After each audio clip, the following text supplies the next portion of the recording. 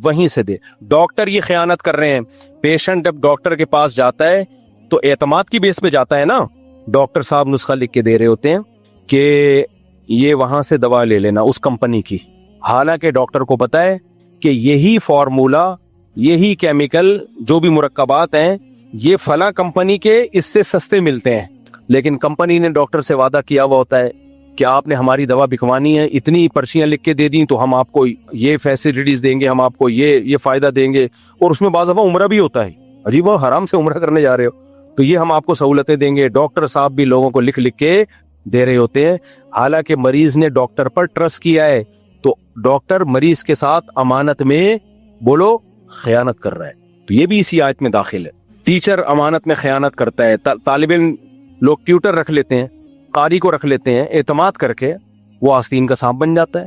ایسے لوگ بھی میرے علم میں، عام طور پہ قاری ایسے ہوتے نہیں ہیں، زیادہ تر نیک ہی ہوتے ہیں، لیکن ایسے قاری بھی میں نے دیکھے لوگوں نے اعتماد کر کے اپنی بیٹی حوالے کر دی کہ بھئی آپ اس کو پڑھاؤ، ہم آپ کو روحانی باپ سمجھتے ہیں. اسی بیٹی سے ناجائز تعلق قائم کر لیا. ٹھیک ہے، اس نے غلط کیا، اپنی جوان بیٹی کیوں حوالے کر رہے ہو قاری کے؟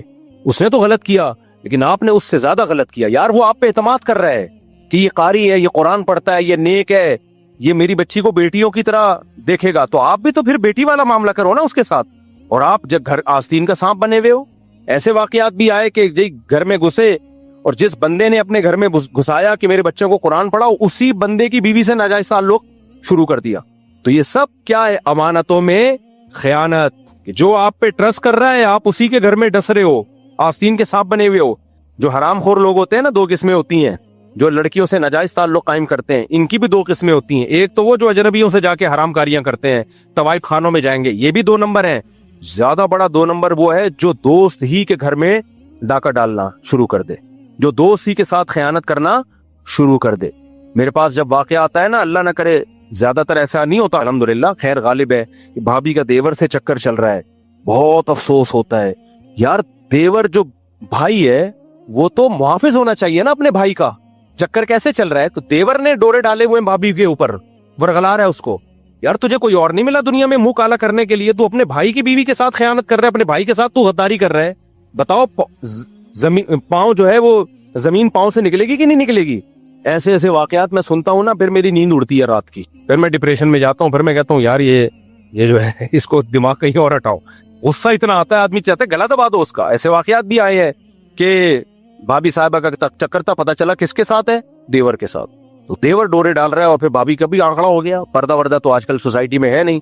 یار تو طوائف خانے چلے جاتا، منہ کالا کرتا طوائفوں کے ساتھ. لڑکیاں بہت ہیں منہ کالا کرنے کے لیے، بہت ہے لڑکیاں، دفع ہو جاتا وہاں پہ. تو کس سے معاملہ کر رہا ہے؟ اپنے بھائی کے ساتھ خیانت کر رہا ہے. تو اگر بھابھی آنکھ مٹکا کرتی بھی ہے تو اس کو تھپڑ مار کے تجھے شرم نہیں آتی؟ تو میرے بھائی کی بیوی ہو کے اس کے ساتھ غداری کر رہی ہے.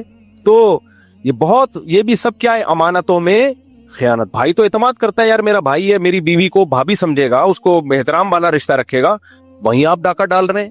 سسر بہو کے ساتھ ہو جاتا ہے، آدمی اعتماد کرتا ہے اپنے والد پر کہ میرا والد ہے، یہ میری بیوی کو بیٹیوں کی طرح سمجھے گا. میں بار بار کہہ رہا ہوں، نارملی ہماری سوسائٹی میں ایسا ہوتا نہیں ہے، بدگمان نہ ہو، لیکن 1000 یا 100 میں ایک واقعہ ہو جاتا ہے تو اس پہ انسان کانپ اٹھتا ہے کہ یار وہ تو قابل اعتماد ہیں، وہی امانت میں خیانت کرنا شروع کر دے. تو یہ بہت، ایک دفعہ یاد ہے ہمارے پاس کیس آیا، ایک لڑکی رو رہی تھی. وہ کہتی ہے کہ مفتی صاحب بتاؤ بھائی بہن کے محافظ ہوتے ہیں یا نہیں ہوتے؟ میں نے کہا ہوتے ہیں. بھائی تو بہنوں کی عزت کی خاطر جان دے دیتا ہے. اس نے کہا میرا بھائی مجھ پہ غلط نظریں ڈالتا ہے. کیا دل پہ چھرے چلیں گے کہ نہیں چلیں گے؟ اور وہ خود کہہ رہی ہے بھائی تو بہنوں کے لیے عزت کے لیے جان دے دیتے ہیں. جو عزت کے لیے جان دیتا ہے وہی غلط نظروں سے دیکھ رہا ہے. یہ سب امانتوں میں خیانت کی نظیریں ہیں کہ جس پہ آپ ٹرسٹ کرتے وہی قابل اعتماد نہ نکلا، وہی سانپ بن کے آپ کو ڈسنا شروع کر دے. تو اللہ قرآن میں کیا کہتا ہے؟ والذین ہم لاماناتہم، ایمان والے ایسے نہیں ہوتے. جب ان پہ کوئی ٹرسٹ کرتا ہے تو وہ عملاً دکھا دیتے ہیں کہ ہم واقعی قابل اعتماد ہیں. وزیرستان وغیرہ میں اور یہ جو کے پی کے علاقے ہیں ان میں بھی بڑی مثالیں دی جاتی ہیں کہ ہمارے گھر میں اگر ہمارا دشمن بھی پناہ لینے کے لیے آ جائے. ہمارے شاگرد ہیں بہت سارے وزیرستان کے، جب یہ واقعات مجھے سناتے ہیں تو جیسے یہ بغیرتی کے واقعات سن کے میں ڈپریشن میں آتا ہوں نا، یہ والے واقعات سن کے وہ ڈپریشن کیا ہو جاتی ہے؟ ختم. یار غیرت مند بھی ہے. یہ ہمارے ایک شاگرد نے بتایا کہ مفتی صاحب ہمارا کوئی جانی دشمن ہونا اگر ہمارے گھر میں آ جائے پناہ لینے کے لیے، ہم کٹ جائیں گے، مر جائیں گے، اس کو قتل نہیں ہونے دیتے دشمن کے ہاتھوں.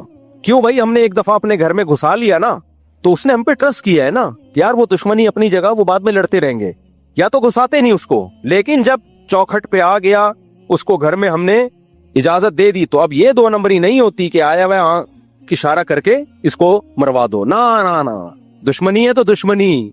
ये नहीं हो सकता कि लेबल हम ये लगाएं कि हम तुम्हें पनाह दे रहे हैं और उधर से दुश्मनी कर रहे हो। तो और ये हदीस से साबित है। देखो नबी सल्लल्लाहु अलैहि वसल्लम ने फतह मक्का के मौके पे कुछ काफिरों के बारे में हुक्म दिया था, इनको जहां पाओ कत्ल कर दो, जहां पाओ कत्ल कर दो। वो बहुत बड़े जालिम थे। उन्हीं में से एक छुप छुपा के कहीं नबी सल्लल्लाहु अलैहि वसल्लम के पास आ गया और आपकी खिदमत में बैठ गया। आप सल्लल्लाहु अलैहि वसल्लम चाहते थे कि इनको कत्ल कर दिया जाए, यानी आपका उन पे इतना ज्यादा गुस्सा था ना, उन्होंने ऐसा किया था कि आप क्या चाहते थे, इनको कत्ल कर दिया। लेकिन वो सामने आके बैठ गए। तो जब मजलिस खत्म हुई तो आपने सहाबा से पूछा कि तुमने इनको कत्ल क्यों नहीं किया? तो सहाबा ने कहा कि या रसूल अल्लाह, आप आंख से इशारा कर देते। बहुत अहम हदीस है, अल्लाह करे ये अखलाक हमारे अंदर भी आ जाएं। ये आयत का मफहूम मैं बयान कर रहा हूँ, ली अमानातिहिम, अमानतों का ख्याल करते हैं, इसका मफहूम आपकी समझ में आ जाए। तो नबी से सहाबा ने क्या फरमाया कि या रसूल अल्लाह, अगर आप चाहते थे कि इसको कत्ल कर दिया जाए तो आप हमें आंख से बोलो, इशारा कर देते। आपने फरमाया मा काना लिनबिय्यिन अन तखूना ऐनुहु, किसी नबी की ये शान नहीं है कि उनकी आंख खयानत करे। क्या मतलब? ये मेरे सामने आके ट्रस्ट करके बैठा है, मुझ पे एतमाद करके बैठा है, तभी तो आया है ना। अगर एतमाद ना होता तो आता। और मैं जाहिरी एटीट्यूड ये रखूं कि हाँ भाई तुम पनाह में, और उधर से इशारा कर रहा हूं कि क्या कर दो इनको, कत्ल। ये खयानत पैगंबर की आंख खुद से कर देते तो भाई मैं कहता मैंने तुम्हें कोई अमान थोड़ी दी थी, मैंने कोई ये थोड़ी कहा था कि तुम्हें अमान है तुम आ जाओ। अमान दे के आ जाते फिर तो नहीं कत्ल कर सकते थे, कोई और कर देता अलग बात है। लेकिन मेरी महफिल में कोई बैठा हुआ हो मुझ पे एतमाद करके और मैं आंखों से इशारे करूं, ये भी क्या है? खयानत। क्योंकि वो ट्रस्ट कर रहा है।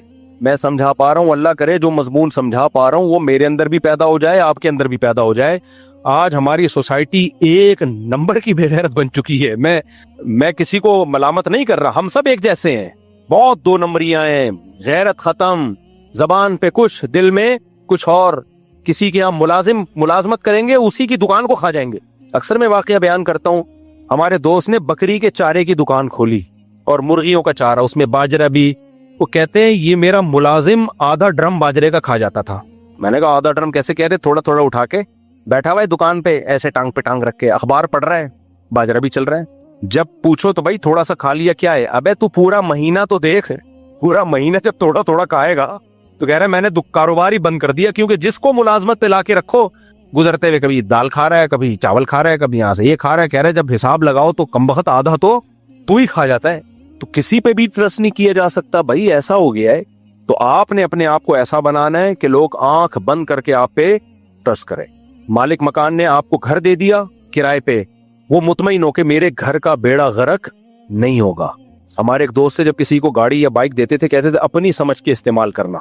लोग तो कहते हैं ना पराई की समझ के इस्तेमाल करना, तो थोड़ा तमीज से कि भी पराई गाड़ी है। लेकिन आजकल ऐसा नहीं है। पराई की समझ के इस्तेमाल करोगे तो ऐसी की तैसी कर दोगे, अपनी समझ के इस्तेमाल करोगे तो। मैंने बहुत दफा तजर्बा किया, बस ये बयान खत्म करता हूँ। आप बाइक सारी जिंदगी इस्तेमाल करो, आवाज नहीं आएगी उसमें से, जब तक कोई बड़ा हादसा ना हो जाए। आप अपने दोस्त को देखे तो देखो, एक चक्कर अंडा मोड़ से खाली लगा के आएगा, कहीं ना कहीं से बज रही होगी वो। ये 20 दफा का तजर्बा है, कहीं ना कहीं से उसमें या तो चेन कवर से टकरा रहा होगा, हालांकि अब तक तो नहीं टकरा रहा था। आप लेके जाओगे, आगे जाके पंचर हो जाएगी, हालांकि आप तो 1 साल से चला रहे हो, कभी पंचर नहीं हुई। लेकिन अब पता नहीं क्या करके आया है, इधर गए पंचर, कहीं से आवाज आ रही है, कहीं से ब्रेकों में मसला हुआ है, क्लच वायर ढीली हो गई, कुछ ना कुछ होगा। बड़ा चोर है तो बड़ा काम निकलवाएगा, वरना छोटा मोटा तो कुछ ना कुछ गाड़ी दे दो, वो बजना शुरू हो जाएगी। तो यार इसका मतलब ये है, मुझे एक दफा बयान में जाना था, किसी इदारे ने बुलाया था बयान में, उन्होंने गाड़ी भेजी, वो मदरसा था, उन्होंने गाड़ी भेजी, वो थी कोरोला। मुझे उसने बिठाया कि चलें जी आपको बयान में लेके जा रहा हूँ, 5-6 साल पुराना, मैं जा रहा हूँ।